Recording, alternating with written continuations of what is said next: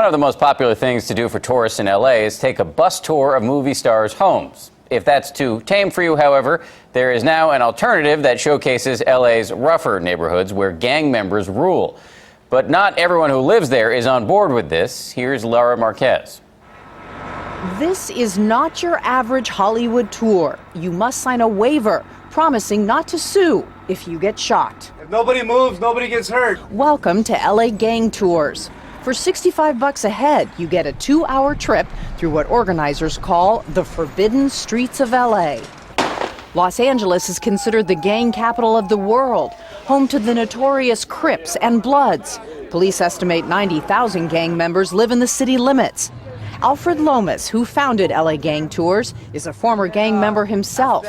He insists he's not trying to turn his old neighbors into exhibits. They won't get the wife beaters shots and the people standing around and people throwing dice. You're not going to get that. But you're a good businessman, and you obviously saw the draw and modeled it somewhat. I mean, we are in Hollywood, land of make-believe and movies.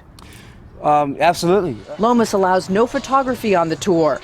That includes our camera, except at designated stops, where he's hired former gang members to tell their stories. I've lived in LA my entire life and never really realized how bad the violence really is. Mary Lou Licht and her family would probably never get to talk to a man like Scorpio. Arrested at 14, he spent the next 22 years in and out of prison. But ain't nobody can save us but us. I was born and raised in this community. But critics argue the very concept of a gang tour exploits people for whom these neighborhoods are home. You're going to have what? Bring someone here to look at us, to look at people who live on the ground, who live under these conditions? What do you say to critics who call it ghettotainment? Well, I say come on the bus and experience what we have to offer. Spoken like a true businessman.